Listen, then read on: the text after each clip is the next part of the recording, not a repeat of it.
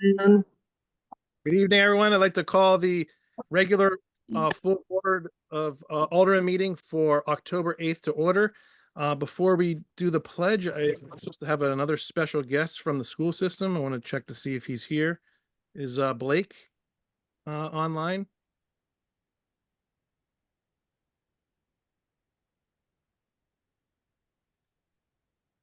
Doesn't appear so.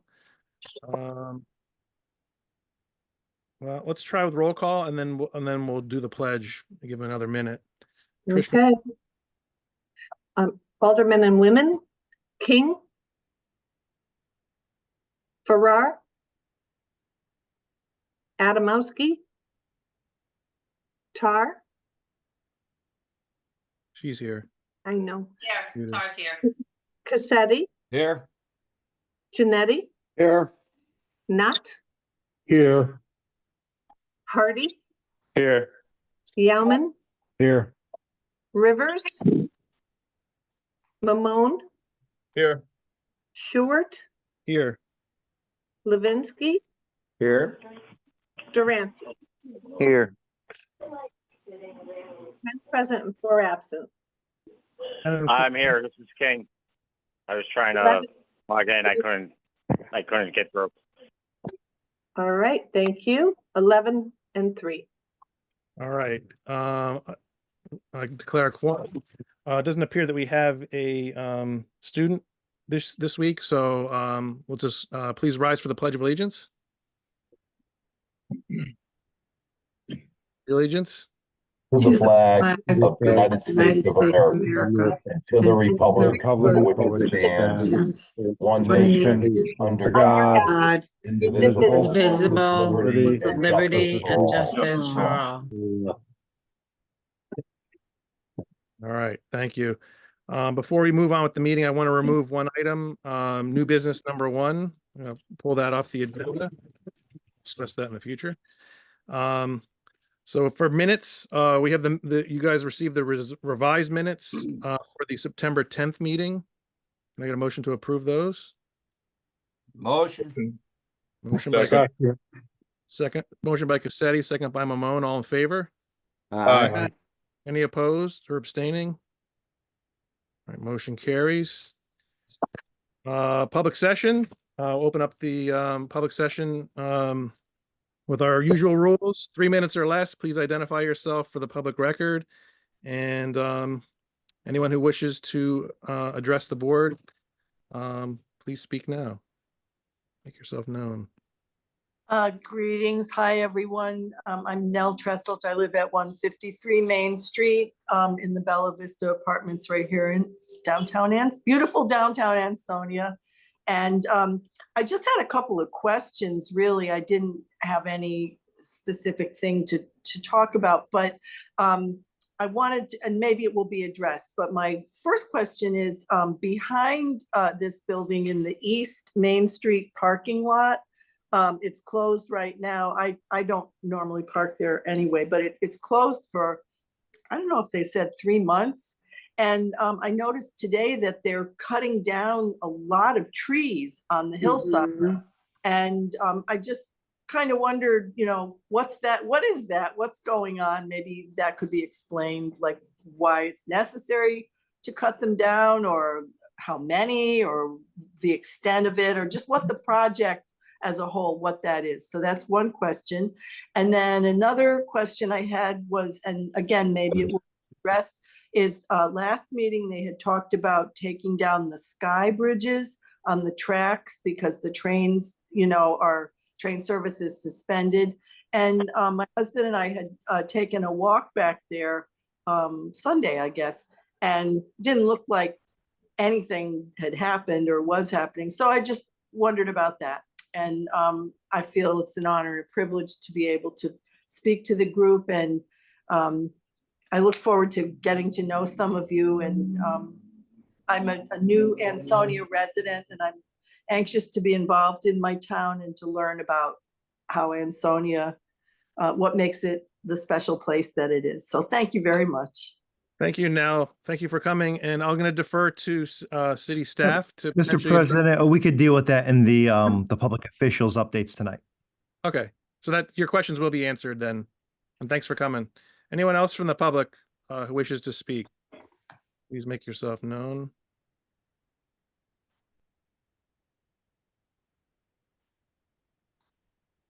Second call, anyone from the public? Joe Cassetti, I know you don't want to speak. Put your hand down. And last call for public. Seeing none, we'll close the public session and we'll move on to the public official session. Mayor Cassetti. President Stewart, members of the Board of Aldermen and residents of the great city of Ansonia. Let me say, we have quite an update for you tonight. In fact, it's hard to know where to begin. But first, let me give some well-deserved recognition. I want to acknowledge tonight's recipients for the Key to the City Award. They include Casa Bianca Pizza, an amazing community partner that has donated more pizzas to the city than even President Stewart could consume. And let me tell you, Josh, basically is a professor of pizza.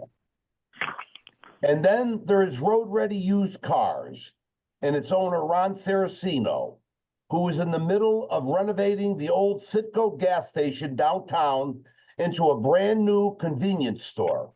Ron has helped support city events for years and even let me drive his Superman truck to promote this year's Rock the Valley.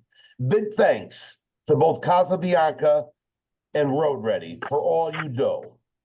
Next, I want to thank the Ansonia Cultural Commission for their work in this year's Harvest Fest.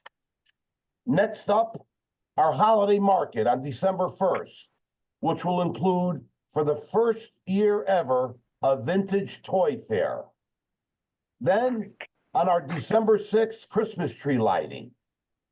Finally, let me thank our partner at Griffin Hospital for a donation we received just today. That's right, today Public Works Director Tim Holman drove off the Griffin lot with the most recent addition to the city's fleet, a state-of-the-art 2006 Winnebago. No, we're not planning on a road trip, so don't get any ideas. The Winnebago will be outfitted as a bookmobile for the Ansonia Library, allowing for trips to Ansonia schools and elsewhere in the community. It also will serve as a promotional vehicle for the city, so look forward to being decked out in the next parade. Thank you, Griffin Hospital, for this tremendous donation. Now let's get down to development business. Tonight, this board will be voting to advance one of the most critical development projects in the last decade, the construction of a fuel cell on the SHW site in partnership with Johnson Control. The fuel cell can be thought of as a power hub that will literally recharge Ansonia in two ways. First, it will generate millions in revenue for the city starting in year one through a combination of revenue generation, energy credits, and a massive electric cost savings. Second, the fuel cell will attract modern high-tech tenants to the copper and brass site, especially those with high power needs. And what begins as a fuel cell this year has the potential to evolve into a full-blown microgrid, allowing for the city to profit from the sale of not only electricity, but also thermal energies such as CO2 and hydrogen. When we talk about Ansonia, this is what we mean, adding millions in yearly reoccurring revenue and igniting a redevelopment of Ansonia's economic engines. Staff will have more of the details on the project, which will officially start with the approval of tonight's financing resolution. Now let's turn from recharging our economy to recharging youth sports. Months ago, this Board of Aldermen commissioned a volunteer committee to report on recommendations for a $10 million citywide field project authorized by voters last fall. The Recreational Advisory Board finalized their recommendations last week, and you will be seeing tonight for the first time, along with renderings created by city engineers DiCarlo and Dow. These recommendations include improvements to Nelligan Field, the Nature Center, Abe Stone Colony Park, and of course, Nolan Field. Certainly the highlight is a recommendation to turf both fields at Nolan, creating a state-of-the-art complex that will allow for turf fields for football, baseball, softball, and soccer.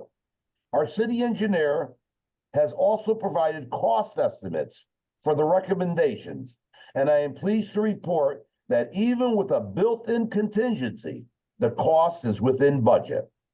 However, we, of course, are only at the beginning of this process. Nothing is set in stone, and the next step will be to use bidding process to select a project engineer.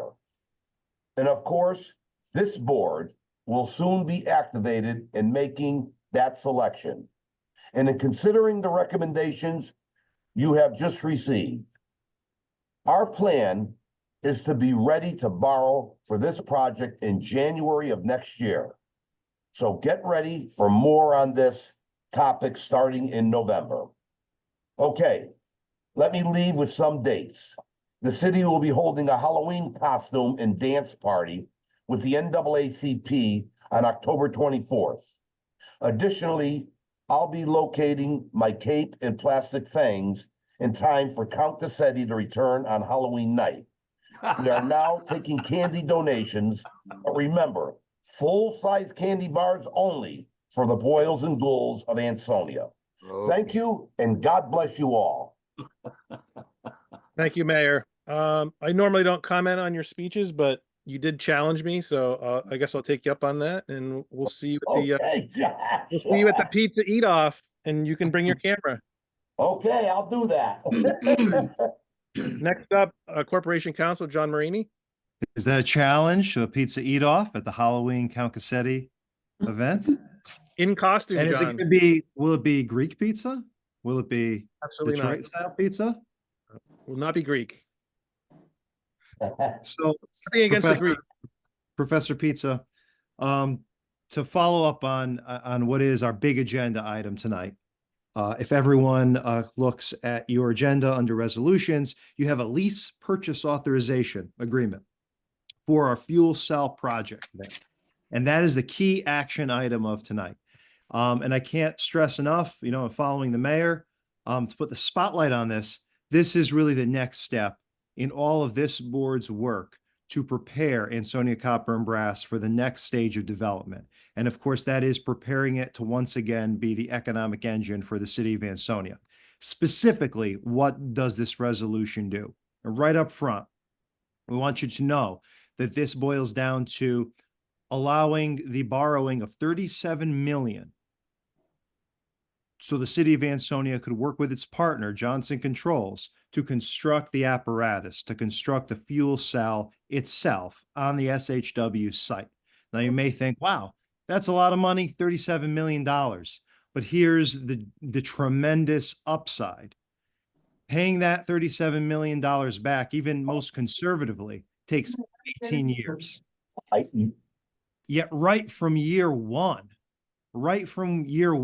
the revenue generated by this project through a mix of selling the electricity produced, taking in federal credits, and also powering the city of Ansonia, all its buildings and resources, will bring the city back between 1.5 and 2 million per year over the debt service owed per year. We're going to drill into this and get into the details a little more, but right up front, we want you to understand that it doesn't even stop there.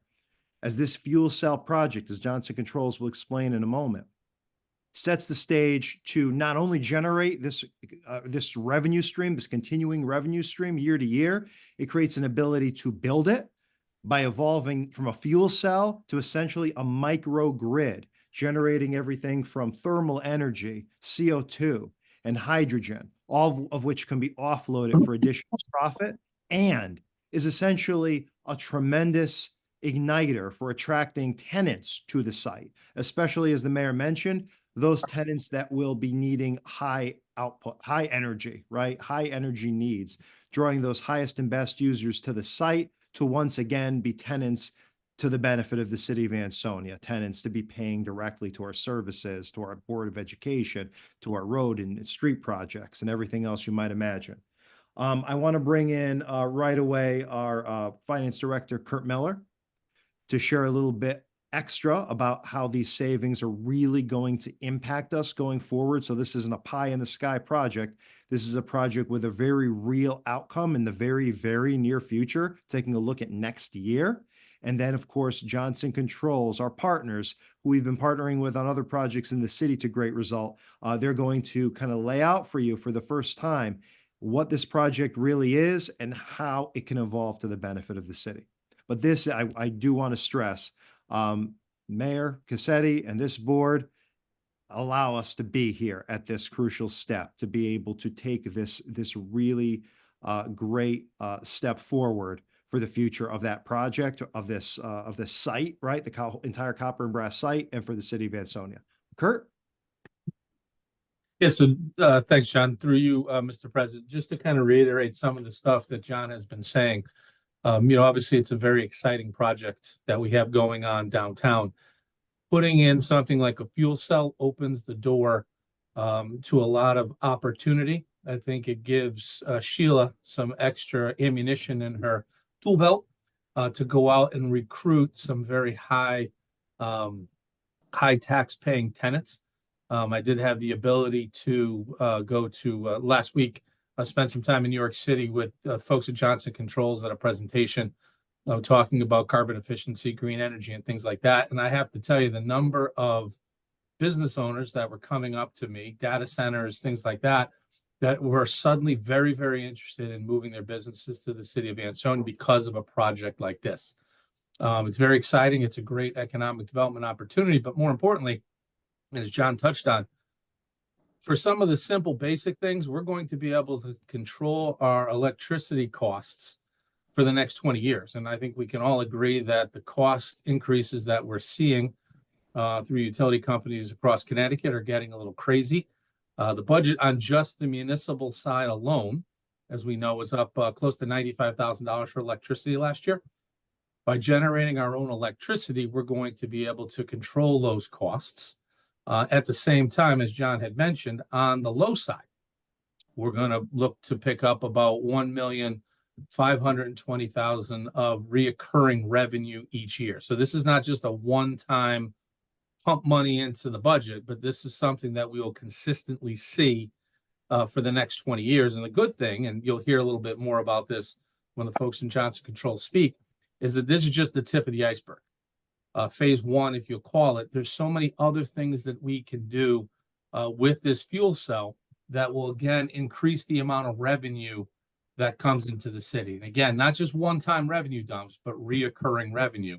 And if we can get this reoccurring revenue stream up to $2 million, $2.5 million, that's going to give us the ability to do a lot of other things, like continue to give tax relief to the residents, continue to invest in our infrastructure, do roads, invest more in our schools, and more importantly, offset some of the cost of the big school project that we have coming down the line. So this, I think, is a game changer. And again, this is just the fuel cell. This has nothing to do with the economic development that fuel cell is going to generate.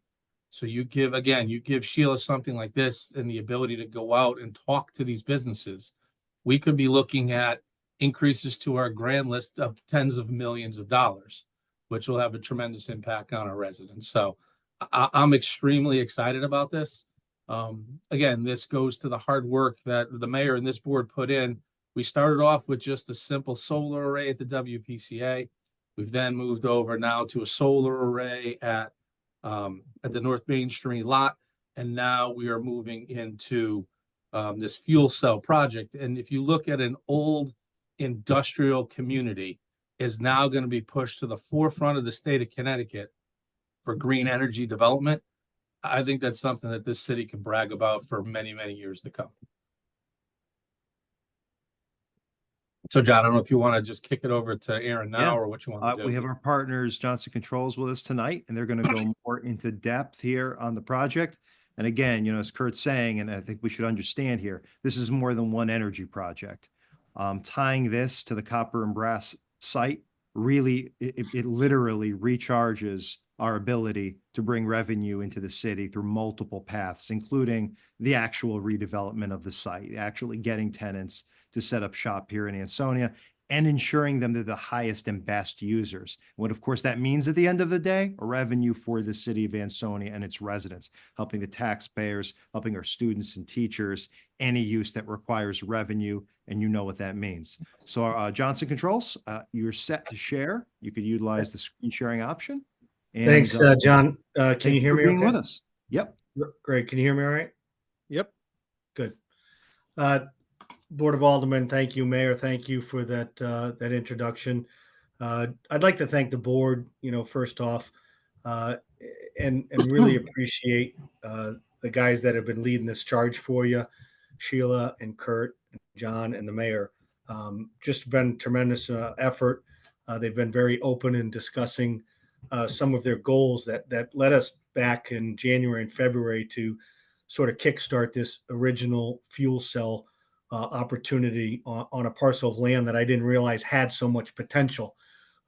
We quickly learned that, and we learned what the drivers that the city was engaged in, and the Ansonia Recharged really started to grow organically within my team at Johnson Controls. And I think we've got something here that, if you can bear with me, I'll go through the presentation. We'll take you our understanding and understanding that we're here tonight because of the original fuel cell 3.9 megawatt project. We're 95% done with the design. We're awaiting the final comments from United Illuminating. We'll complete that design, and tonight's resolution will provide the funding for that to make it a reality. The schedule is to get that project in the ground during the summer of 2025. With a September flip the switch to turn it on, which is just super exciting. But I'll go through the slides here that I've presented for that I've got for tonight. And let me share my screen.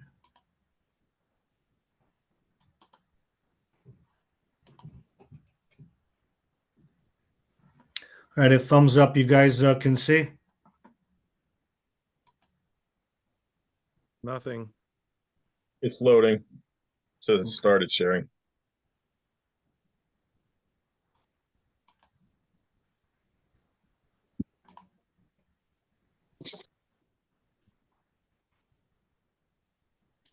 Still waiting, Aaron. It says still starting. Let me just start it again.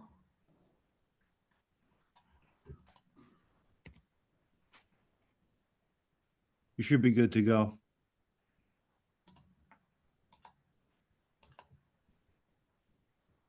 There it goes.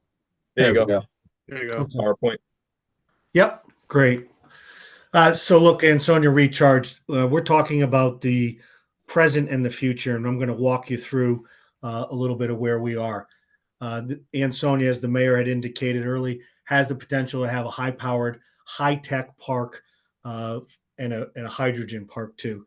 And there are steps to get there, but we certainly have a process and a thought, and this original project is the catalyst, not only for a larger opportunity, but sort of a catalyst in terms of economic development that Sheila can really get out there and attract the highest, best use tenants that are going to be, that will find the resiliency play of reliable on-site power to be very valuable.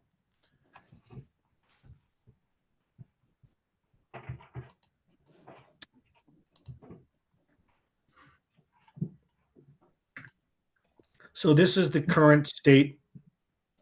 That's We're not not switching. advancing. Yeah, I don't know what's. I hear you clicking, but nothing's advanced beyond the main slide. Oh, no. All right, let's do this. You still can see my screen? Yeah. Yep. I'm gonna have to manually click on your Yep. slide. So this is where we are right now. So we've got a solid oxide fuel cell takes in natural gas. We've got it interconnected to a new construction meter that's going to be going out there. And then the power is going to go onto the grid, and on paper, which is called virtually net metering, we're going to be able to power all of the school buildings and town owned buildings. Additionally, there are going to be off-takers, beneficial accounts. That's obviously a green dollar signs, that's revenue. So all of these items make this project cash flow positive. And we'll get into that scenario a little bit towards the end. But on that site that we're locating this first fuel cell project, we're looking to attract tenants. And those tenants are going to be looking for power from the utility. We have opportunities, as the mayor had mentioned, to take the byproduct of the fuel cell, which is the thermal loop, and we can monetize that thermal loop into multiple tenants throughout that site as the site starts to expand. We've talked a little bit about some of the RFPs that we're developing with Sheila and her team, and making sure that the tenants build outs will have the availability for additional PV.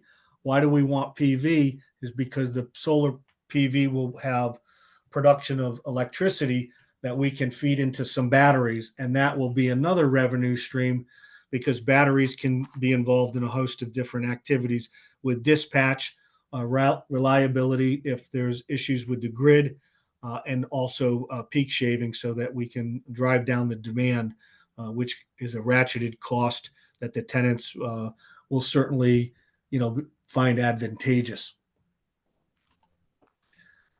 The fuel cell, again, also, instead of just going out to the grid, we'll be able to tie into those tenants that are going to be located, so we can control from an economic development standpoint the conversations around what they anticipate their operating costs to be on the electrical and thermal side.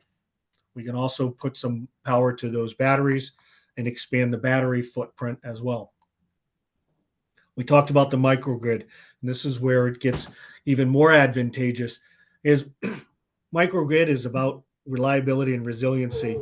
Should we experience issues with regards to the grid going down, we can have microgrid added services to the tenants and to the spaces associated with it. And so when we do see power failure, the tenants on this development site aren't going to see any issues or service interruptibility. That becomes really crucial when we're talking about high tech manufacturing, data centers.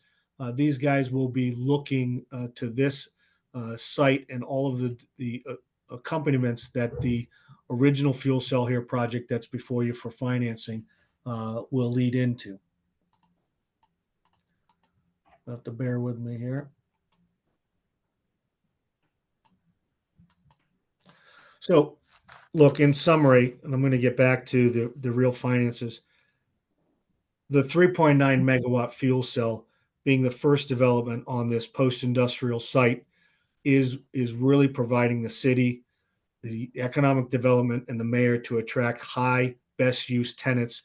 And it's the catalyst for additional revenue sources above the standalone project that has merits, as both the mayor had talked about, Kurt has alluded to, and I'll demonstrate in the summary here. But we think that we can walk through the proposed phasing here, where we are on phase one. Here's a picture of the lot as it stands right now. The fuel cell will be located up here on lot one. You have a couple of other lots that are going to be actively pursued to increase the revenue on your grand list. And so, as you can see, it's a very small footprint with a tremendous amount of upside. Phase two, like I said, securing tenants for lots 2 and 3. They'll be able to benefit from power. They'll be able to benefit from the thermal loop as well. And then phase 3, securing a tenant, a high value tenant for the balance of the site. And that's where I think it really plays into moving beyond phase 1 and getting that into the ground in 2025. And in the interim between now and then is developing phase 2 and phase 3 to attract a very high value tenant that will be a tremendous asset to the city of Ansonia. So this is the present, which we're talking about tonight. This is the future. There's a few more items on here where we can then take the fuel cell, the second fuel cell, reverse the electricity into it, produce hydrogen. That hydrogen off takers can be the likes of the Shelton Bus Company, can be the likes of a host of other hydrogen users. That hydrogen then will allow us to backfeed the first project here with a fuel source, and then we'll be able to remove the natural gas cost associated with the process. And we basically then have a microgrid with a circular loop with plenty of different revenue streams that'll serve the city over the future very nicely. So this is the pro forma, if you will, the financial analysis that's sort of depicts the story of the resolution here. And so these are the years. The project has a 20-year expectation. The net annual production is in the second column here, $5.2 million of electricity produced, kWh produced to a dollar amount. The environmental credits, which is through PURA, Public Utility Regulatory Authority, is a program to provide additional value to the renewable project, the fuel cell project, $407,000, which gives us a gross project annual revenue of $5.6 million. We have the manufacturer of the fuel cells, Bloom, are contracted for the 20-year term. Their guarantee is uptake and efficiency of the fuel cells. They are best in class. There is a cost associated with that, which assures that the city can realize the revenues that are being depicted here. The natural gas is the sort of the catalyst for the fuel cell to produce electricity. There's a cost associated with that. And then there's a debt service payment of the $37 million investment. If you take these three columns, Bloom, natural gas, and debt service, you have a total annual cost. If you take this total annual cost against the gross revenues, you have a net positive revenue year over year of $1.5 million or $30 million over the 20-year period. I know that was a lot of information. If there's any questions, I can certainly go back to that. Aaron, it's Tony. So can I ask a question? So can you bring that grid up there? Sure. Can you talk about what would be a fixed cost here versus a variable cost year over year? So I assume your net energy production, that's variable. Your O&M cost, I would assume that is fixed. Your natural gas consumption, what inflationary rates are you putting in for gas, price increase kind of thing? Yeah, we looked over the data that the Department of Energy for state of Connecticut puts in for natural gas, but you're purchasing natural gas under a rider, and that's prefixed with a small escalation that's built into their agreement that'll be executed before we turn the project on. It's a really good question, Tony, and I'm going to take it line by line, if you will. This net annual energy production already has a hedge on it, and so that's because the guaranteed efficiency and production of the fuel cells that are being purchased from Bloom are ratcheted down from 100% to 92%. And that's just a conservative measure that we've taken to do the economics, and that are tied up in the operational maintenance column here. With regards to the environmental credit, that sort of predicts this column here. One is fairly fixed and not that flexible because we're relying on the guarantee from Bloom that the efficiency levels are there, and they have a very unique situation. So as you can imagine, there's going to be multiple stacked fuel cells stacked together and arranged in that configuration. If any one of those fuel cells drops in efficiency, a fuel cell is dispatched to the site, that system, the entire system is still operational. That one fuel cell is isolated and the new fuel cell is dropped in place. So it's minimal in terms of the overall production that is built in. And that's why there's an 8% hedge on the amount of production. So fairly confident level that this is going to be achieved. If not, this is going to be on the low side. That second column from the environmental credit is just multiplication of the bid for the credit value based upon the KWH production in line one. Yep. So from a variability, there's not much movement there. The ITC credit, which I apologize, I clicked over pretty quickly. This is a federal one-time payment that will fall into year 3, only because the system needs to be operational. The application will be captured through the purchase of the equipment in 2024 year. That equipment, which allows us to capture that tax credit, goes through a process called safe harboring, which means you've satisfied the federal requirements that you've purchased enough equipment to make the project count in year 2024, and they will analyze the project and make the payment once it's operational. That takes 18 to 24 months. That's why we're capturing that $11 million payment in year 3. That $11 million payment is also a conservative because the city will benefit from 3 incremental buildups. 30% investment tax credit. This is manufactured and made in America, which is an additional 10% kicker. And then on top of it, the city of Ansonia qualifies for the federal DOE, being a distressed community, for an additional 10% kicker.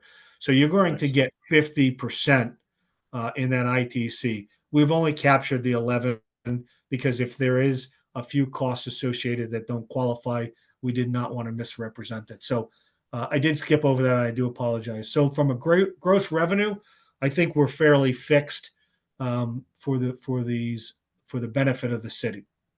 The bloom is fixed costs in the contract. That's not going to change. I covered the natural gas. There is a small percentage of uptick in cost, but that rider is spelled out. So once that's set, that's fairly fixed. And the debt service payment isn't going to change. And so when you look at those total costs, they're pretty much spot on. What may change is how the city wants to pay their electric bill. They may want to reduce some of their electric costs. And we also may have some providers that are okay. And the providers, I say that, is the beneficial accounts. So the off-takers. So if you could imagine, anybody in UI's territory can receive on paper power from the city of Ansonia's fuel cell. And so some customers out there are paying 18 to 22 cents or more. And so the city may strike a deal with them to off-take some power for a year or two at 16 or 17 cents, which would be significantly more than what we've captured here in this additional cash flow. Or we can self-consume the electricity ourselves, you're saying? Yeah, you are going to be self-consuming, but if you had beneficial accounts, and let's play theory for a second, okay? Let's say it was a hospital and 2 large wastewater treatment plants that are normally paying 26 cents, and they're willing to pay 18 cents. That's more than what I've captured here because I'm at 14 cents. So you would have more money here, and you could possibly take shave the cost associated with your budgetary numbers for 2 years for the new school or the high school or some of your larger consumers, the city hall or DPW. And so you'll have that flexibility. Each and every year, those beneficial accounts that Kurt and Sheila have been working on, fostering those relationships and grabbing those utility bills, and Johnson's team crunching, what those utility costs would be and how to be able to structure those deals in the future. Those can be negotiated under 3-year term, 5-year term, 10-year term. So you'll have some flexibility to garner more money or to change some of that pro forma in your own budgets. Okay, thanks. Any other questions from the Alderman? Well, we have Josh, Aaron. I have a question. Yeah, go ahead, Bob. What's the stuff? Is there something that's gonna be in the contract where you will not do business with surrounding towns? Let's just say a Shelton or an Oxford decided to put a fuel cell in. Let's say they want one near the Oxford airport, or Shelton wants one somewhere on an open space of land there. What's to stop you from selling them one? Is there a concern that I sell a fuel cell project to any neighboring communities? Yes. I guess I would ask you, well, I mean, from your perspective, from the city's perspective, any other project, I mean, there's millions and millions and millions of KWH need in UI's territory. So whether or not somebody else has a fuel cell or has capacity at this point is not limiting your ability to offset power to yourself and to other off takers. And I can tell you that the tenants that are coming online are going to consume more power than what you need here. And so, for instance, if we were able to get a small data center that wants to locate on your facility, they're going to need 40 or 50 megawatts of power. If they're larger, they're going to need 200 megawatts of power. You're doing 3.9 megawatts currently. Aaron, Okay. correct me if I'm wrong. That doesn't outside competition from outside of this project doesn't affect the credits either, does it? No, your credits are stamped in a 20-year contract. You're looking at, I mean, if somebody else in UI territory builds a fuel cell, that doesn't prohibit you, unless they have a contract with somebody specific that you were trying to target. You know, let's say down in Stratford or something, or over in New Haven. I mean, but you have a tremendous amount of load that's out there for you to sell. We have secured conversationally plenty of off takers, beneficial accounts for the power to go certain places. And we did that in very short order. And so I think it was Bob that asked the question. But Bob, Yes. we're looking we're looking at data centers on the additional 70, 80 acres of land down there. Even if it's manufacturers, I think we're going to be in great shape. I'm not against the project. I kind of like the project. I just wanted to make sure if somebody was looking to come here for that fuel cell or for the cheaper electricity, if a neighboring town or city was building one, would they rob that potential Alderman, tenant from that us? could be something, Alderman, not that we put into the lease agreements as well when you talk about keeping captive tenants.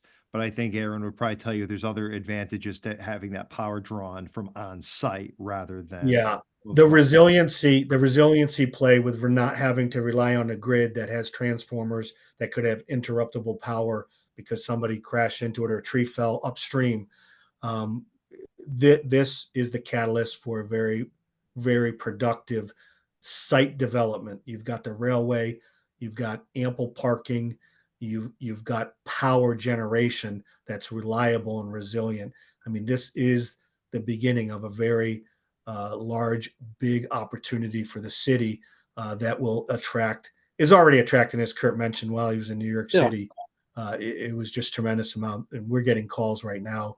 We're just trying to work with Sheila to make sure that we streamline these calls and we've got the right timeline in place with regards to the demolition that's ongoing now for the balance of the property. I understand that. I'm for the project right now. I just wanted to make sure that something gets written in, like John said, about a tenant staying here or attracting tenants.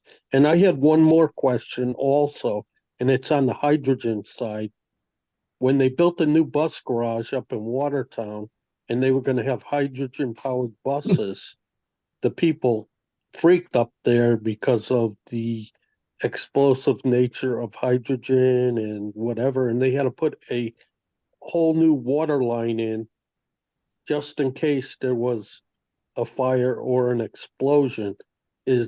Are we looking at doing anything like that, or do we need to do anything like that?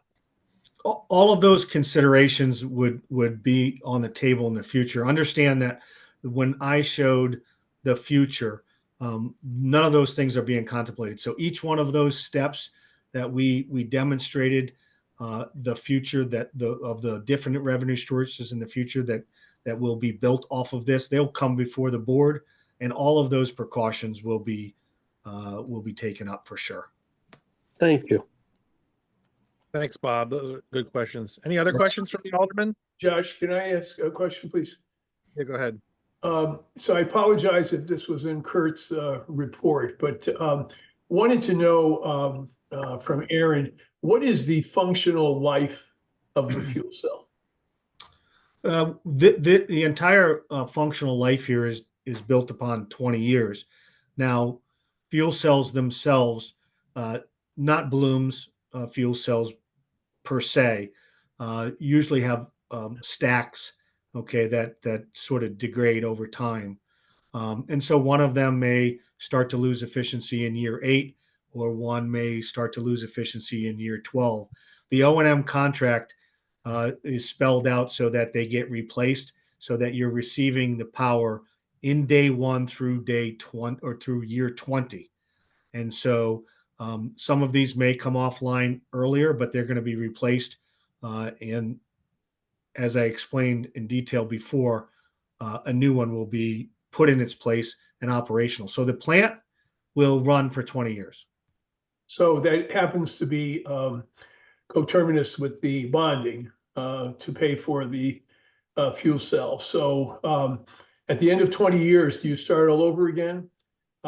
You start with new fuel cells, and you bond again for it, and this cycle essentially repeats? Yeah, so I do get this question quite often, and it's been on fuel cells and solar and batteries, for instance. And and it's usually around the technologies. But the short answer is yes. Some things could be contemplated sooner. Some things could be contemplated later. So, for instance, it's not as though in year 20, all of a sudden, those assets just completely stop producing. I mean, they're paid for, and so the debt service goes away, and so they could run for another 3 to 5 years with no need. But certainly, that would be something that we would be talking about, coming in year 17, to make sure that the viability of the plant, the willingness of the city to continue, and or technologies have advanced. So the worst case scenario would be to start all over again in 20 years with a new bond and replacement, correct? That would be the worst case scenario. Yeah, that would be the worst case. I mean, you're upside $30 million over the life you've paid for the asset. There's some benefits that aren't captured here as we talked about in the future project. I can't tell you what I think this development will do, not only to the 100 acres, if you will, of the brass site, but just think about what it does if you're attracting high value tenants. There is just the waterfall effect to the neighboring buildings, businesses, residents, etc. So, I do think that this brings a tremendous amount of value. So, and I'm assuming it's also possible to put aside a relatively small portion of that 1.5 million in revenue each year into a fund that would, fund a successor fuel cell in 20 years. Yeah, absolutely. And additionally, that ITC payment too. And Aaron, if I could jump in, and Steve, just to build off of that, don't forget, this is just the base part of it. I know Aaron quickly flashed that screen of additional things that we could do. So as more revenue comes in, and we'll call it phases 2 through 5, as part of this project, we could use that to pay down debt faster. So now maybe the debt is paid off in year 13, 14. So now we're getting bigger trunks. Or we could do just what you mentioned. We can put some of this money, the 1.5 million aside to pay down debt faster, but we can kind of build all this together with our capital improvement plan and then get an understanding of what's going on and then make those decisions as we move forward, even year to year in the budget, if you guys would like to. It's not a problem. Okay, thank you. This will give us a ton of flexibility, which is Yes. Yep. Any other questions from the alderman on this? It's an important topic. All right, you guys are going to stick around. Actually, Josh, I got one just to tag on one of Bob's question, Aaron. And I think, and I don't want to speak for you, Bob, but I think that the point that you were getting at it at its core is there are no other current projects in the region that are like this for a fuel cell, right? So there's not another community that's bordering Ansonia or within 10 or 15 miles that is undertaking something like this. So even if they did decide that they wanted to do a fuel cell 2, 3, 4 years from now, we're already ahead and attracting those business partners. That makes you have sense. 3, 4, or 5 years. Yeah. So look, you guys have a very unique parcel of land that is raw. Okay. With the basic fuel cell that we're proposing here, that will be the catalyst for a larger fuel cell project and resiliency play, if you will. From a capacity standpoint, if your concern is that other communities in and around you in UI territory build fuel cells, you could build 100 megawatt in all of those communities and still not cover the electrical load needed, okay, throughout UI's territory. There should not be a concern of a fuel cell going anywhere else. I can tell you, and I work with many of the surrounding communities, the proximity to the rail station, the raw land, this first phase, nobody has anything like it. We, okay, a global Fortune 500 company, we do billions and billions of dollars in the data center area. We're trying to attract that customer for you right now. We're just beginning those conversations. We needed permission. We needed this first project in the ground. Perfect. Thank you, Aaron. Yep. Thanks, Joe. All right. We ready to move on? Any last minute questions from the alderman? I'm going to stop sharing if that's okay with everyone. Yep. Sure. I before I go mute and quiet and let you guys proceed, nobody asked me about the picture in the background. Oh, we were wondering. That's your solar array. Yeah, Public All right. Works. Are you live? All right. That's up on the landfill. Public Works is in the background. Right. Looked like shallow graves from a quick look, but I knew it wasn't that. Well, this was a while ago. It's now 100% complete, so I got to get a new shot. Great. Thank you guys for the information on that. John, do you have more information? Great. Yeah. Let me wrap up. Again, can't stress enough how important this project is. You know, when we started over 10 years ago, this was the biggest challenge facing the city of Ansonia. I mean, it is not hyperbole to say that there are those that thought it would be impossible to do a rehab of copper and brass to get the site back online as a productive revenue generating parcel. And we are right now at the threshold, you know, seeing these buildings come down, space cleared for development, and this Power Hub fuel cell project priming the site for not just development, but the highest and best use to push us into the modern era. So thank you to everyone on this board and all the residents that supported this effort to get where we are right now, because we are at a turning point. As Aaron points out, as you've seen with the numbers, you know, things start now, and you could be seeing the real results as early as 2025. So congratulations. To move on quickly, I want to talk really briefly about Board of Education and our new middle school. That's on for executive session tonight, but residents and everyone else should know Of course, the city is moving forward with talks of acquiring property to move forward with the construction of the new middle school. And of course, that would be bouncing over eventually to the school building committee and the Board of Ed under Rich Bashara, and of course, our superintendent, Dr. DeBacco. On the topic of Board of Education and schools, as this board is likely aware, several weeks back, a false shooting threat was made that closed down Ansonia schools for a day.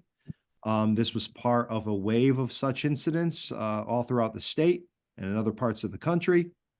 The mayor felt very strongly about ensuring that we get restitution and accountability. And certainly as council, I agree. The question is to identify the best means. And right now I could update the board that after speaking with Chief Williams and our police force, we are moving to the state prosecutor's office to have the city declared as a victim officially in that incident. The damage being roughly $8,000 to $9,000 that Dr. DeBacco has calculated as funds that were wasted as a result of the false threat.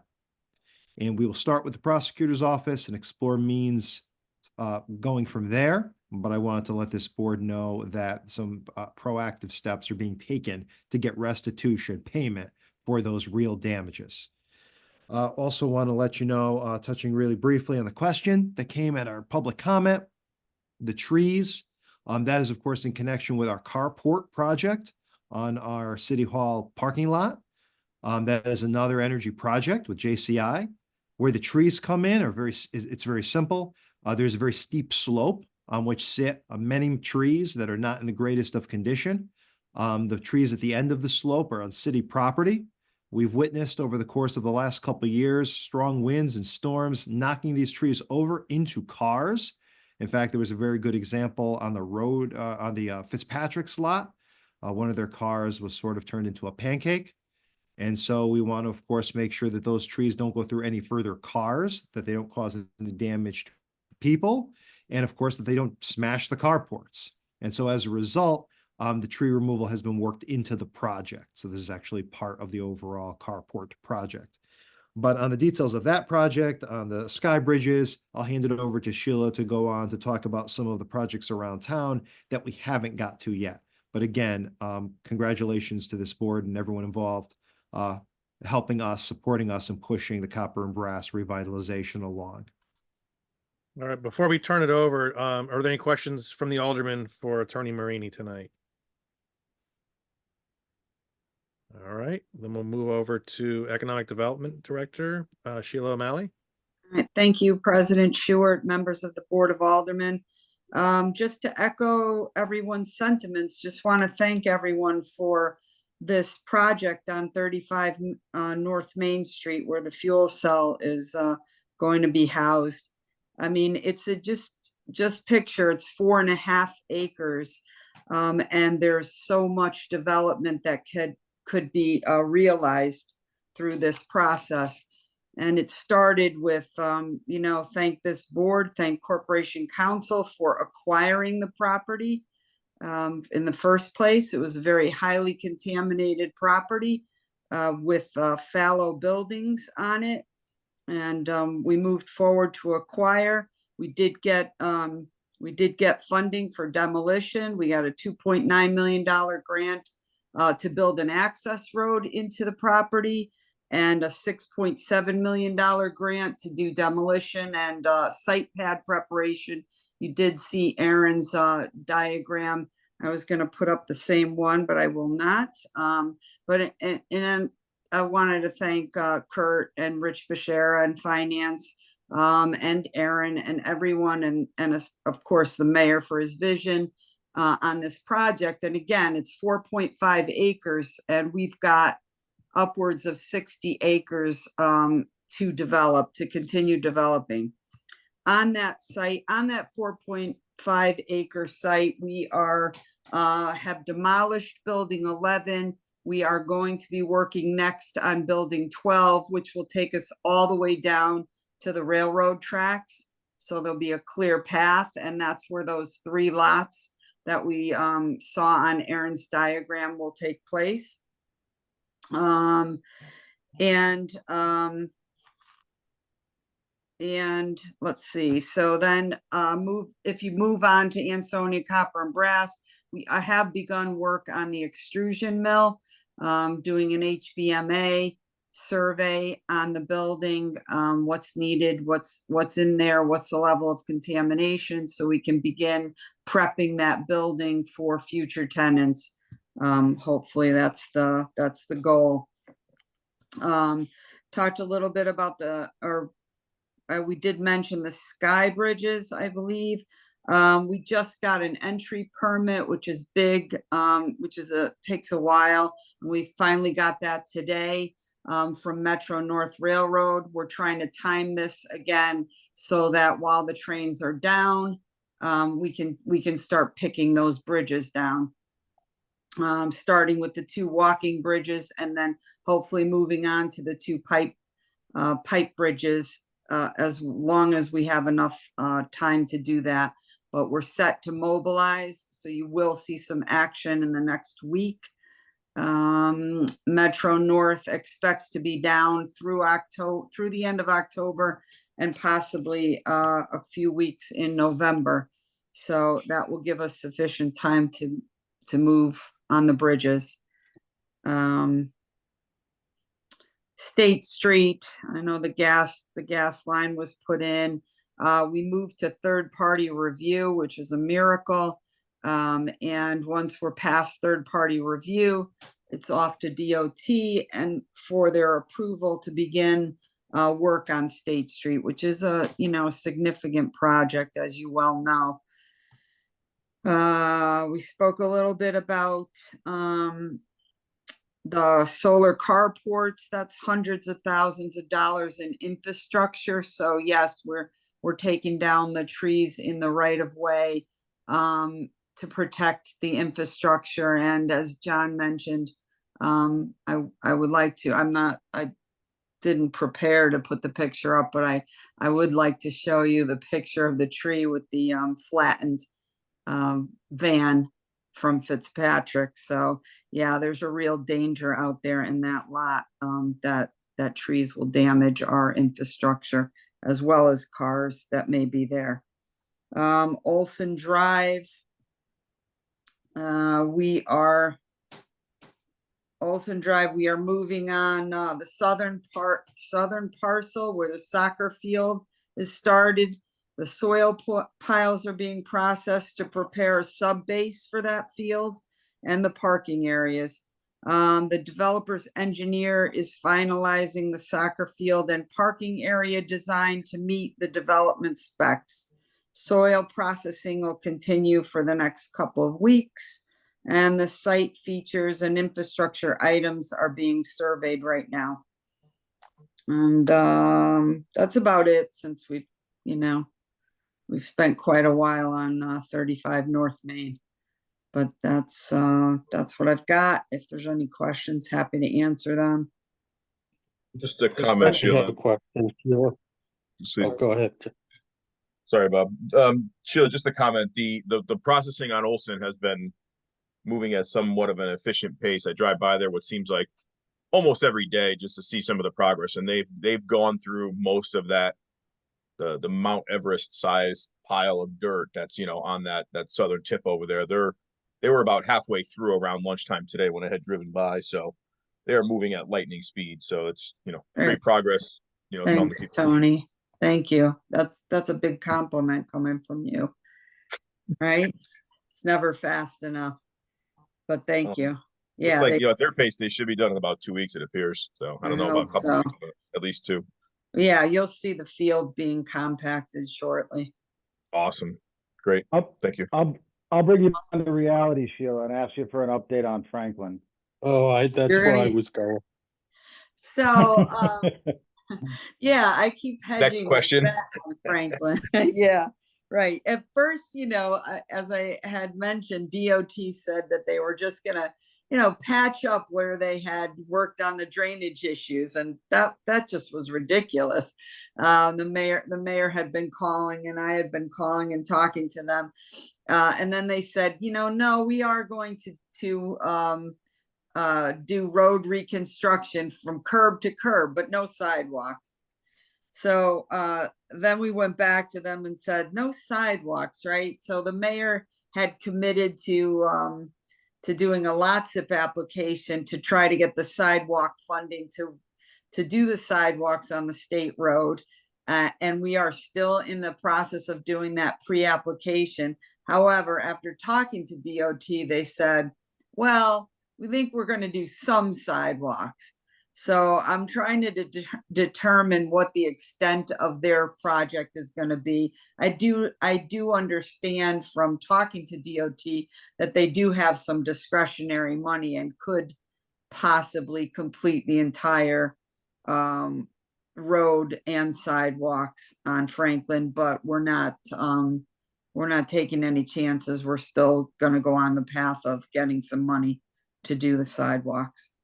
Well, I know I'll just say, speaking to many of the constituents on this side of town, after having promised to have it done in June and sitting here in October and having it still clogged, a major artery running right through into downtown, that discretionary money, maybe I'm sorry sidewalk is what we can call it.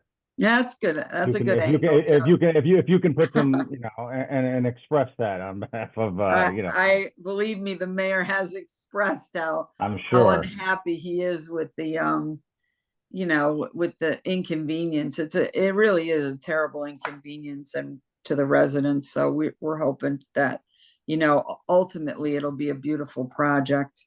It's just taking quite a bit of time. And was a more extensive project than anyone thought.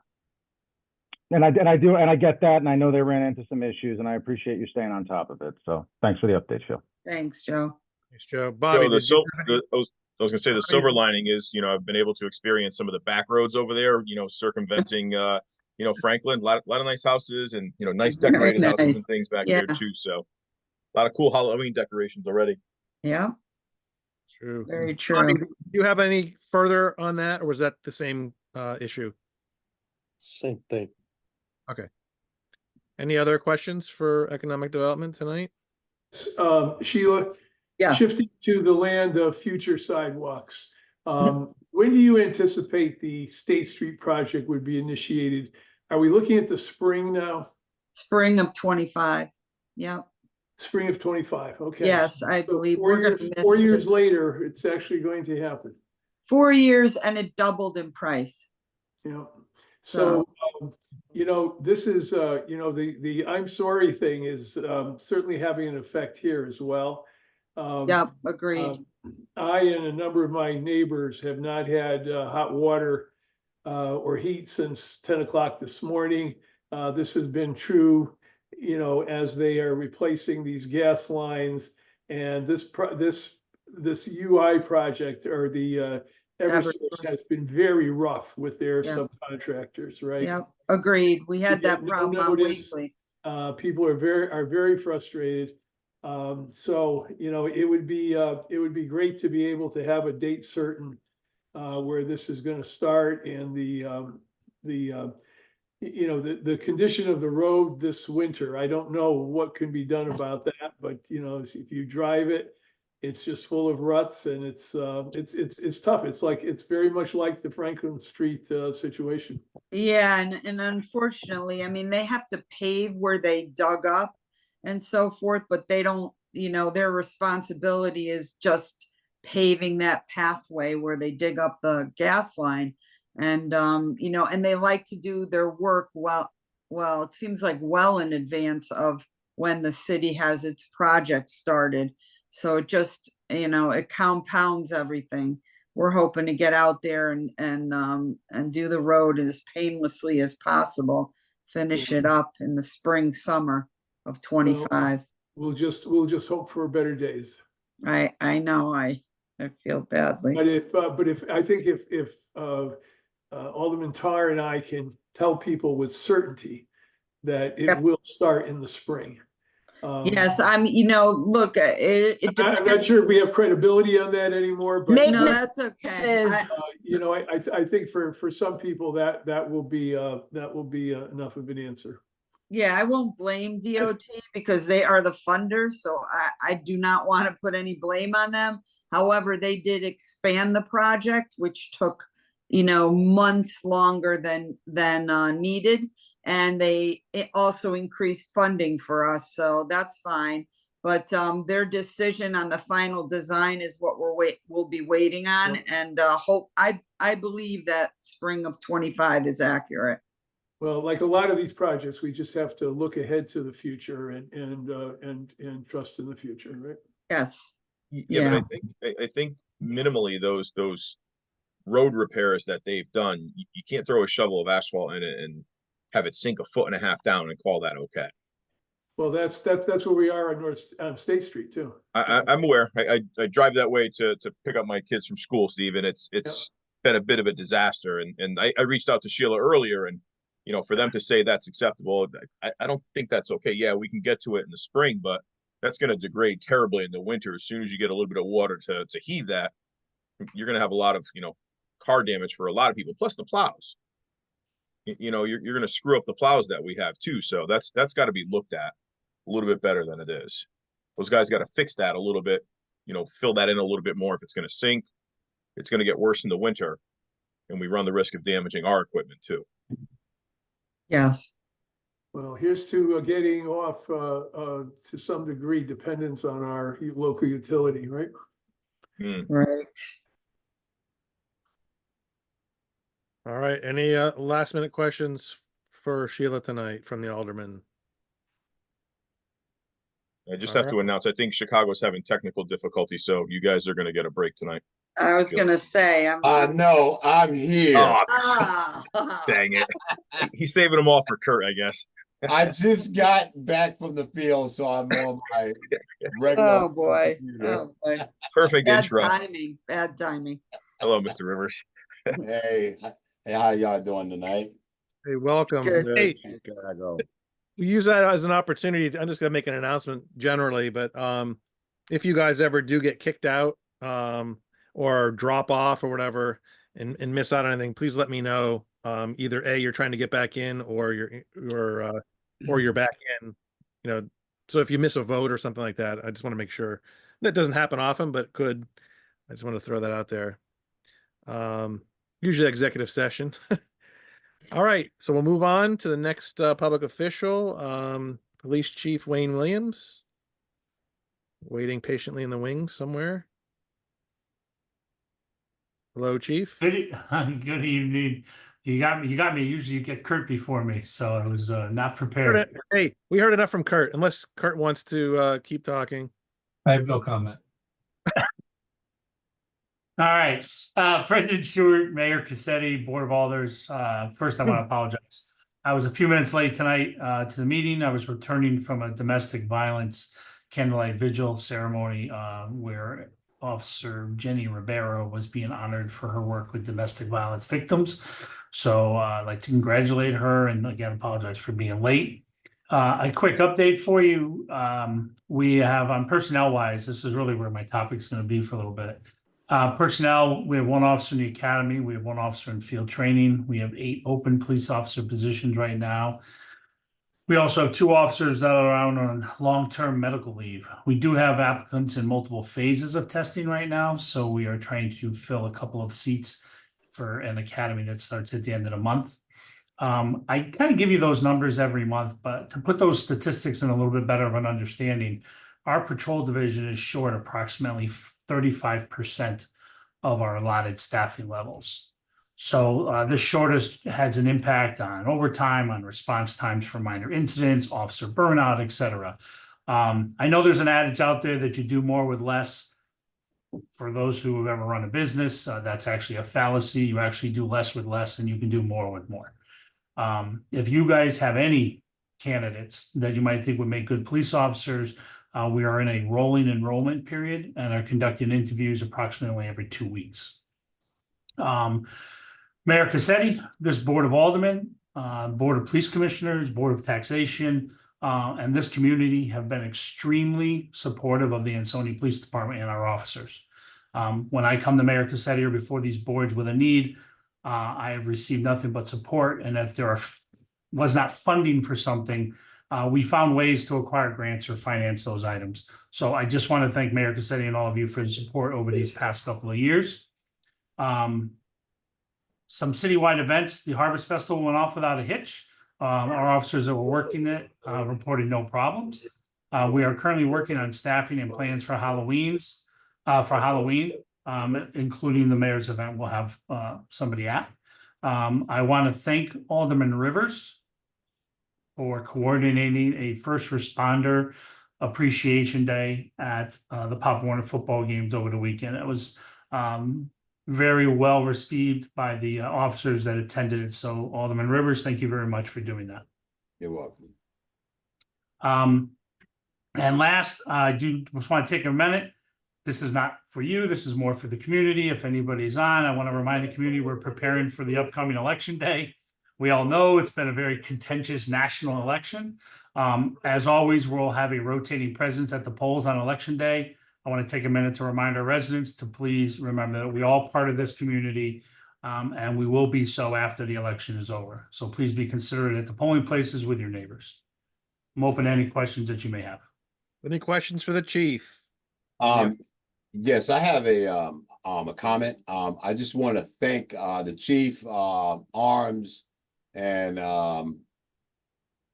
our fire for showing up to the first responders appreciation game. And I just want to put you on notice that that will be happening every year. We're going to try to do it for our first game of the year, home game. Okay, and I just want to thank you because it was a good turnout. Yeah, I appreciate it, and you know, we'll do what we can to get you some more officers. But we got a pretty good group there. Yeah, you had a good group. And it was, like I said, it was well received. The officers obviously have been working a lot of hours, and those are the kind of things that just, you know, show them that the community cares. So do appreciate it. Yep. Other questions or comments for the chief? Did you notice I got Chicago first? So then he didn't have a question. Yeah. Cut him off with a compliment, right? Right. I know. I couldn't say. Soften him up. Good job. Take note. Good job. All right. Moving on, we'll go to Superintendent of Schools, Dr. Joseph Tabacco. Thanks for your patience. No, good evening, President Schuert and members of the Board of Aldermen. First, I would like to take this opportunity to thank Chief Williams and Lieutenant Lynch. As you know, we had some unfortunate events that occurred, the threats to our school. I can't thank Chief Williams and the Ansonia Police Department for their quick work in getting the individual, identifying the individual, and making an arrest in the case. It's just tremendous work, but also just shows you the cooperation between two departments. So once again, I value the relationship and want to say a big thank you publicly. Another big public thank you is both to John and Sheila. Just want to let you know we did hand in our application for the middle school. It was only 33 pages, everyone. So it was a wonderful and very short application. They didn't really want a lot of information.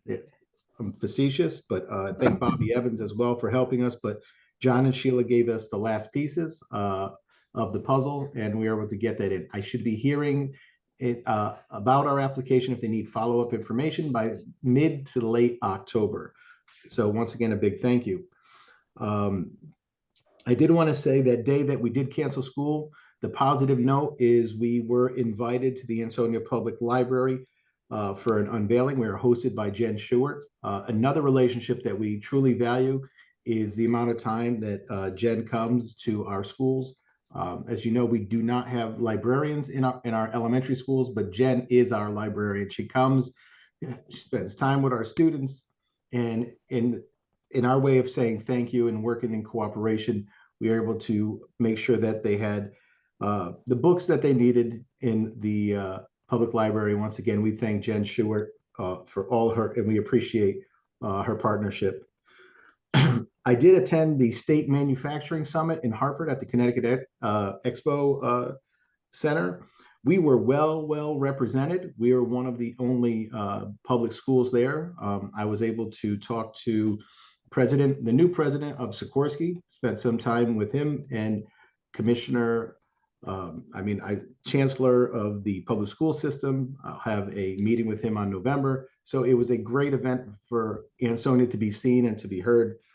And lastly, I wanted to leave you with there is a Performance Matters Conference, which districts are invited to. It's actually Thursday, October 10th. Ansonia was given a phone call and we were asked to present this year. I just think that's a kudos to the team that we have. They want us to present on our literacy curriculum and how we rolled it out. Once again, thank you to, Rich Bashara and my Board of Education for being able to purchase new curriculum and being able to roll it out. And once again, we should be very proud that the state has asked us to present at the Performance Matters Summit that's actually going to be held in Hartford on Thursday. And just all good things. We're off to a good start, besides a little hiccup that we had, but it's off to a good start. And the other thing I do want to say, on Election Day, I am not having professional development, so the parking lots will be clear. It is a true day off because I don't want anything to get involved in people not being able to go to the polls. So there should be no cars there from any of your teachers or any of our staff doing any kind of training. So it should be a true day off. That being said, I'm here to answer any questions that you do have. Any questions for Dr. Joe tonight?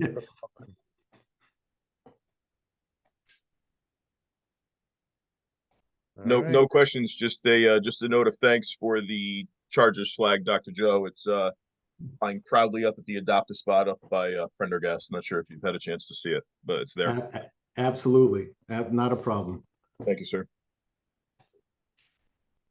All right, thank you for coming. And so ends the public official session. And we'll move on. Financial reports. First up, Finance Committee. I'll make a motion to pay all bills if deemed correct. Josh? Second. Motion by Mamone, second by Not, to pay all bills if deemed correct. All in favor? Aye. Aye. Opposed or abstaining? All right, motion carries unanimously. Next up is the boat recommendations from the October boat meeting. Motion to accept. Second. Motion to accept by Mamone, second by Rivers. All in favor? Aye. Opposed? Abstentions? All right, motion carries. And let's see, third is the you received the tax collector report and then the request for refunds in the amount of $1,362.63 if found to be correct. Motion as noted. Second.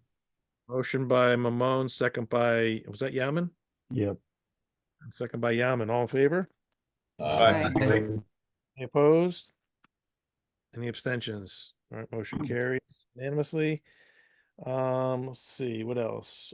Just monthly reports. Again, I just would like to get a blanket motion to accept all the monthly reports, place them on file, and I'd like to offer my thanks, as I always do, for all those departments that do submit reports to us: tax collector, fire marshal, library, and what land use, and all the different departments. I just want to motion to put those on file. Rivers. Second.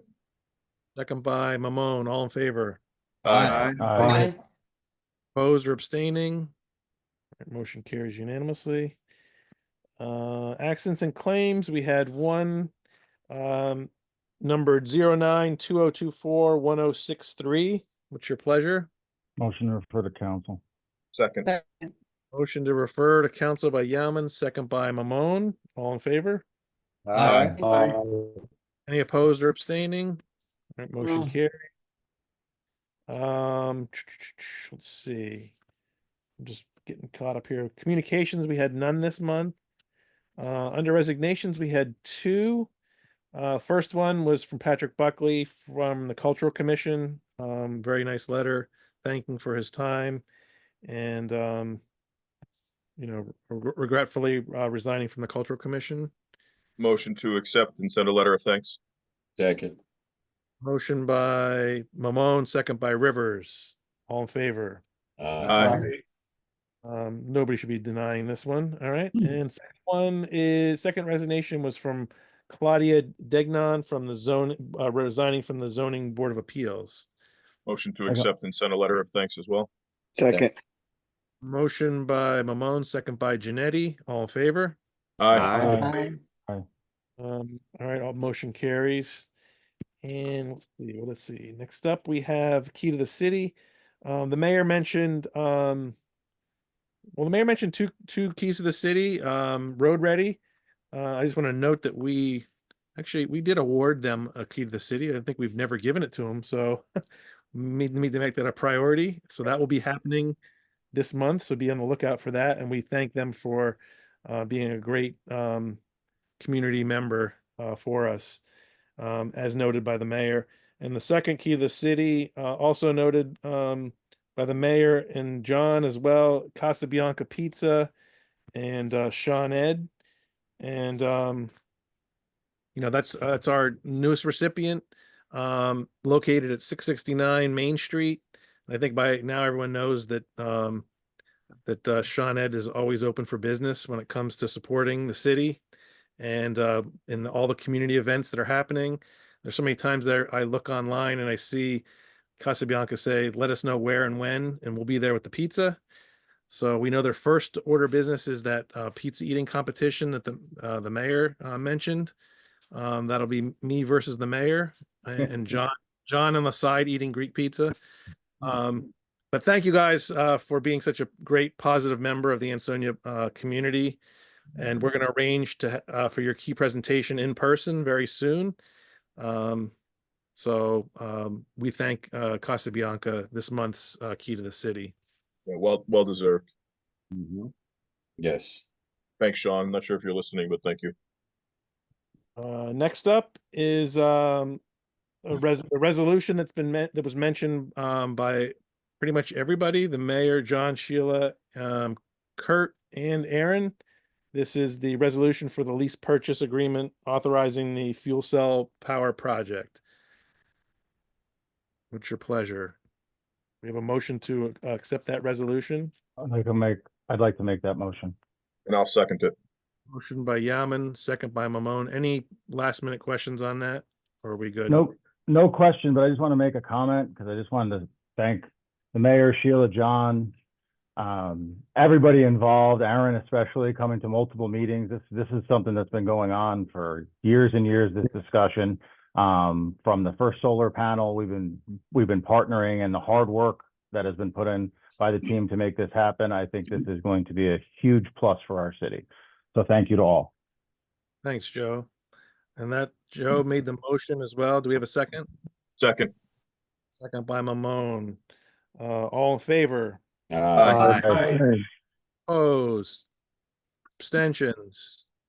Motion carries unanimously. All right, make it happen. Next up, we have ordinances. We have nothing under ordinance. And then we have three items under new business. As I mentioned at the beginning of the meeting, I pulled the number 1 off the agenda, so we'll go 2, 3, 4. Number 2 is request for easement adjacent to 151 Main Street. Does the city want to? I'm going to give you a little background on this, and it's going to be followed with a predictable request to refer this for an 824. This is essentially a request that's coming in from a downtown property owner and business owner, the Androwski Law Firm. As you know, they have a tenant right now in the area that you know as operating as Sweet Eats, the ice cream shop. The idea here is that Attorney Androwski would like a side entrance to be available to the tenant. And that side entrance would open out into property that is owned by the city of Ansonia, which is not a, we can go into this in detail when it's properly before you, but essentially it's not a traffic area. We're actually looking to eliminate a staircase in this area as we move forward with a train station access initiative. So he's looking for basically this easement to create a little bit of an almost courtyard space for some seating and entrance. But before we even consider it properly, it does need to go through its proper channels through the Planning and Zoning Commission for an 824 referral. And that is, of course, for anyone new listening on, a state statute that requires us to give planning and zoning the chance to give a positive or negative referral on any proposed use of city property. So I would just ask the board to send it over to planning and zoning before we get ahead of ourselves. And if, depending on what that recommendation is, next month it'll be back here with a full sort of rendering and a little explanation as to why property owner believes it's needed. I'll make that motion, but I have a question, John. So is it just to make the access into and out of the building, or is it for an actual like courtyard seating area, like you're saying? I believe there's hope the property owner hopes for both. Okay, then I'll make a motion. And an area, I seating area. second that. I'll make the motion for the 824. To send it to the planning for 824. Motion for 824 by Mamone, second I by second. Not. Second by Not, all in favor? Aye. Opposed? All right, so motion carries. We'll come back to that later in the future. The next two kind of clumped together, but we'll vote separately. Were two requests. As you remember, a few years ago, the Board of Aldermen took over the allocations for these groups. So we have a 2-page request from Youth Cheer. There was a letter and also a email with the amount requesting $5,000 for the 2024 season expenses, and they were explained what they were going to be going for. What's your pleasure with this? Josh, I know we had this came up, before the last fiscal year for the city closed. We approved it. We decreased their amount based on the uniforms needed. We said kind of stagger them into like a 3-year rolling, replace a third, and the third. I believe this is their plan that they are executing. So I'll make a motion to approve the amount requested to Ansonia Cheerleading. I second. Motion by Mamone, second by Janetti. All in favor? No, Aye. Josh, I'd like some discussion on this before the vote. Sorry, discussion. Steve, hit it. So, I think this is, where do I start with this? I think in the normal circumstances, this would not be before the Board of Aldermen. It would be handled by the Recreation Director based on an allocation that the Board of Aldermen would approve in the annual budget. That is not the case. So I think that if we are going to be doing this type of thing every year, which is essentially providing public payments to private pay-to-play youth sport organizations, we need to do it in a more equitable manner. And I'd like to just take a minute to propose something that might be better than what we're currently doing. Again, realize this is a pay-to-play. It is not, Steve, though. It's a they're all 501c3s. Okay, they are pay-to-play situations. And, parents have to pay for the fee to play, for their child to play, or the child doesn't play. So, in our case, and particularly in our lower wards where, we have a lot of low-income kids, a lot simply don't participate because they can't. Their parent just can't afford to be paying it. I think a better system than to simply give money to the organization, presumably to lower the fee, although we don't have really any evidence of that. I think a better system would be to fund the child, would be to provide a scholarship for the fee to play to those students who under the school system has eligibility for free and reduced lunch. 70% of our students in Ansonia meet the income guidelines to qualify for free and reduced lunch. That would be the eligible group, which presumably cannot afford the fees for pay to play. And if we were to provide a system where they could apply for a scholarship, get the payment from the city, I think we would be approaching this in a far more equitable way, where every child who wanted to could participate, as opposed to simply those who could pay the fee. So that's what I'd like to suggest. I'd like to suggest that we table these until we can develop a system along those lines. If you agree that it's worth looking at a more equitable way of doing this to include those students who who cannot pay for this themselves. And I just wanted to offer that for your consideration tonight. Okay. So can I just make a want to make a comment? couple of comments myself, but go ahead, guys. Yeah, I got a couple. There's a lot of programs that already have scholarship programs within them. Okay. So it's a lot of students that can't pay or can't pay the whole fee. We always help them out. It's always every one of those organizations, Chicago. Every one of them. Every single one of them, Steve, already does that internally. There's not a child that wants to play that does not get a chance to play. So when you say pay to play, they are not-for-profit organizations. Yes, there is a fee, but those fees, at least it's been in my experience, having sat on some of those boards. I know in Chicago you have, I believe Tony, you have, and others that have sat on these boards. There's not a child that ever gets turned away. Well, and they also state in the letter that part of the fee is going to supplement those people who are having trouble and to also pay the registration fees, so that they were trying to be as inclusive as possible so that anyone who did want to compete could. I mean, they said that in the supporting email that was in your packet. Well, how does a parent access that?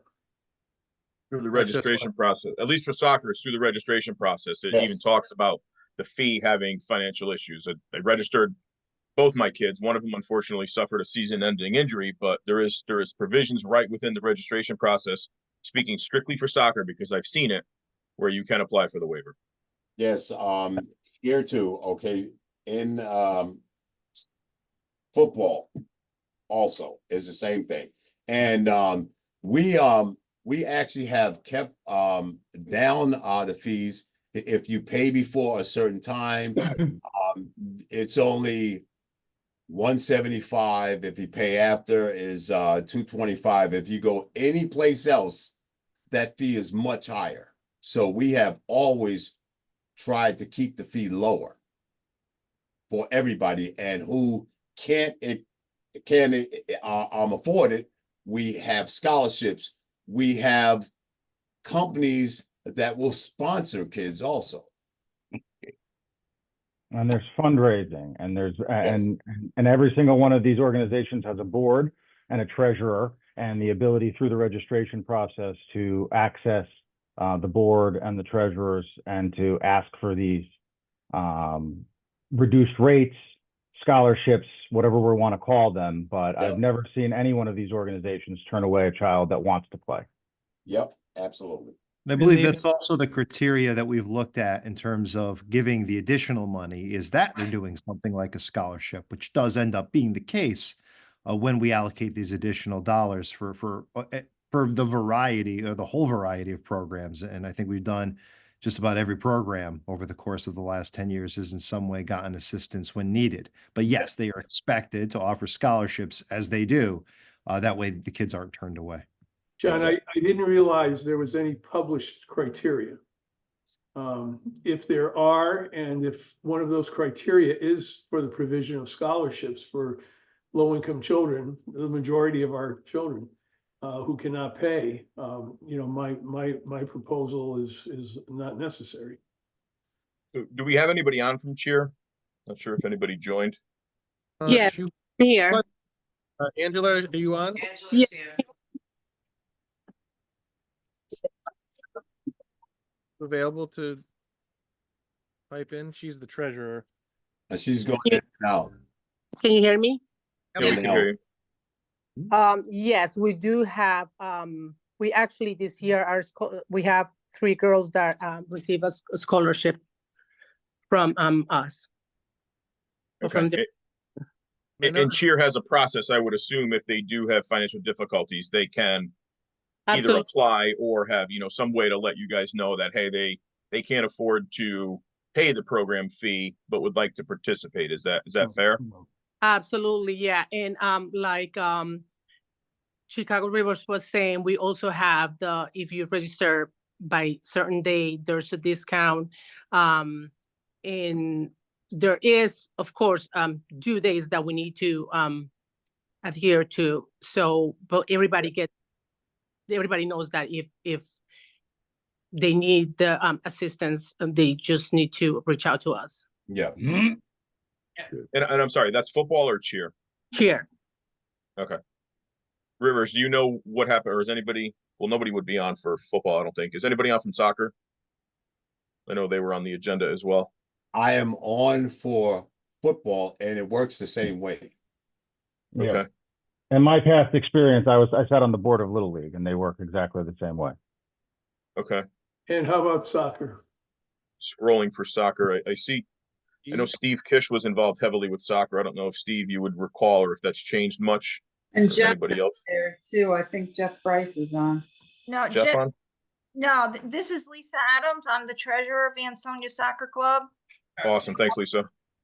Jeff had to drop off. He's out of town. I believe what you're stating is correct, but I am not the register, as far as like when they go through and they register, there are those types of options, but I'm not like the register, guru here. So I could, I can validate that information probably, after the meeting. Right.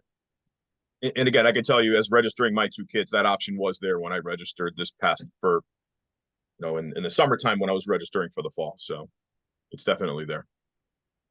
And I'll note in the other doc, I mentioned the email that Angela sent, but the original letter to us, she mentions that they're sponsoring a couple athletes, families, and that they also were not increasing the registration fees to keep it accessible to all Ansonia families. So very much an eye towards making sure anyone who wants to do it can do it. Steve, is that sufficient, Steve? All the sports, we've given helmets, we've given uniforms. I don't see why this is coming as any surprise to any of us. We've voted on this several times, and I know we just had a motion and a vote on the floor, and I think that should just stand. Steve, no, I think we've it's good. No, it's supported good all the conversation. teams. We have supported all the teams in our town. It's good conversation. I think Steve brought up, but I think again for clarity, a lot of the points that he raised are things that are factored into, each of the participating organizations, that are receiving, funds from us. Yes, that's right. Right. That's what I'm saying. We've done it across the board, though. This is not unique to any one organization over another. Right. No, and the discussion when we changed to this format was about ensuring that the cost can stay as low as possible so that Correct. families can afford whatever that pay cost is, but those that could not afford it would have that opportunity at registration to either work with the treasurer directly, work with the person that's doing the registration, and each of these organizations working through Jeff and working through the various different boards have all, they've all agreed to that. And that's my understanding, and it has been. Yes. Right. Has been for years. Okay, so if that's the case, let me withdraw my proposal, and I would appreciate, though, the city developing some criteria formally that would just screen these with one of the criteria being that a student can participate regardless of income or ability to pay the fee. Yeah, maybe as part of their financial submissions that they send, maybe they include a list of those scholarships awarded or something like that, possibly, Steve. But yeah, Josh, you got I think a motion in the second. Yes, we have a motion and a second. All in favor of approving the 5,000 for Ansonia youth cheer? Aye. Aye. Opposed? Abstentions. All right, motion carries. Congratulations and thank you for the documentation and for being on tonight. The last one is Ansonia Soccer Club request for additional allocation of 1,000 for 24-25. Actually, I think it was Yeah, this Alderman was already, I talked about. Ramon who told Yeah. him to request the additional 1,000. Can you want to fill in the Yep. blanks on that, or? Yeah, so the request came in last month or 2 months ago, I believe, and half the paperwork, or I think some of the paperwork said 4,000, and then I think there was one section that had the cover letter or something had said 5,000. So in the past, they requested 4,000, and that's what we approved. However, they just had a clerical error and did not update the amounts, all the way through. So it should have been 5,000. So they are just applying for the additional 1,000, due to the paperwork error from the last time. I'll make a motion to grant them the extra 1,000. I'll second it. Motion by Mamone, second by Rivers. Any discussion on this one? Yeah, so in this case, just a question, my recollection was 4,000 was our previous allocation. What is the additional 1,000 for? Well, this is Lisa Adams. Basically, when we started the budget, we look back and we look at the registration on an average. And what happened was which is good news, we've had a significant increase in registration. So when initially I started the budget, that extra $1,000 wasn't in there until we started doing a little bit more and realizing that our registration potentially could be increasing. So I went back and I put in the $1,000 with that anticipation, because obviously with an increase in registration, it's got an increase in associated costs across all the categories. And what is your registration? The number? Yes. 320 to date. Wow. And how many of that 320 are receiving scholarships? That I don't have that answer because I'm not in that system and I'm not a part of the register. But again, I can go back and get that information after this. That would be information I would need in order to support this. Okay. Well, we have a motion and a second. Feel free to vote how you'd like, I suppose. All in favor of approving the additional 1,000? Aye. Opposed? Abstentions? Same. One abstention, Adamowski. Carries. Congratulations and thank you, Lisa, for being on as well tonight. Mr. President, I think to know also, even after the vote, I believe the organization has one of the lowest, if not the lowest, registration fee out of rec sports. So in particular, it sort of shows with the growing amount of registration too. The trend is pretty striking in terms of membership, but yeah, that is. Yeah, and I appreciate that point. I mean, it's right now it's $65 for rec and $115 for travel. But kind of to somebody else's point, I mean, we work very hard at fundraising, in order to, offset to keep those numbers down, because the goal is to, to increase more registration, to get these kids playing, so, not just for the kids, but also for the community. Thank you. So, thank Is you for your 1,000 enough? Is $1,000 enough, or would you like more? Well, That's what's budgeted. They already got 4, Joe. Right. They already got the 4, Joe. This brings them to the 5. Yes, thank you. We very much appreciate your consideration and your support for the additional funding. And certainly, we want to continue on behalf of the committee. We want to continue to make this a positive and fun learning experience so that we can increase that registration going forward. Thank you. Thank you. Good. All right. So that's the end of the new business. Do we have any old business to revisit? There's nothing on the agenda, but it's an opportunity if we. No. All right. So then that's the end of the regular. So we have executive session. Executive session. We have. So as I talk about executive session, I also do want to, you approve the key to the city to Casa Bianca, and you guys see that? Yep. Ah, This was our last year's Halloween event, And this, Yeah. I think, is only like 50% of the pizzas that were donated that one night. Yeah. Is that how much Josh ate? That's Josh ate about 70% of that. John, I know what you're doing. They're really upset. John, I know what you're doing, and I'm gonna They get agree more to, pizza later on. John, I know exactly what you're doing. I'm gonna agree to your Greek eating contest separately from the other one. You versus me. Greek pizza only. The showdowns left and right from Professor Pizza. This will make it as integral parts of the Halloween. All right, so for executive session, I think we just need our normal staff. And we'll be ready to go. I actually, with the Board of Education issue, your pleasure, if Dr. Tabacco is still here, certainly he may be able to add to the discussion that we have over the property. Is he still here? No, I don't think he's here. I don't Here, see but him. I can contact him and see if he wants to, if we want to invite him in for an item number 3 Yep. only. Yeah, John? If at the pleasure of the board, but if you, I believe Sure. I could add. I don't think we need them. I don't think it's necessary, but I'll make the offer if he wants to, just for that one item, number 3. So just for now, it would be John, Sheila, and Kurt, and the Aldermen.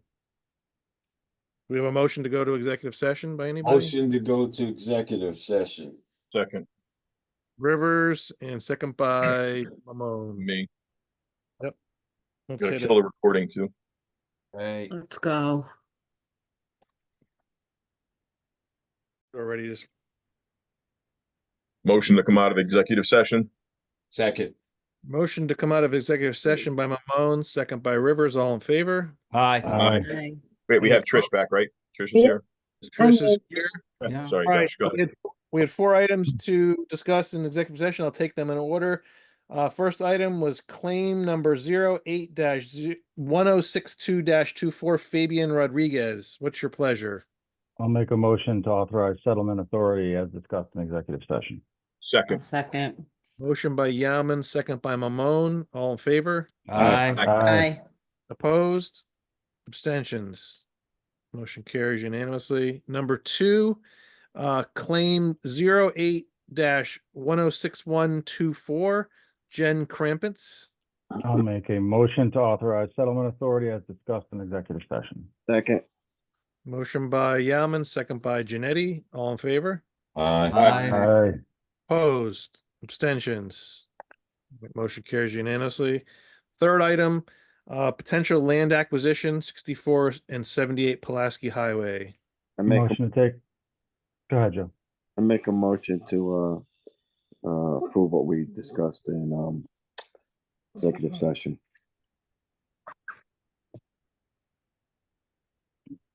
Second. We discuss, do you want to amend to take no action, Joe? Yes. Yes. Yes. Second. No action by Janetti, second by, who was that, Mamone? Yep. All in favor? Aye. Aye. Opposed or abstaining? All right, motion carries. And the last item, Weitzman, Motion to take no action. Second. yeah.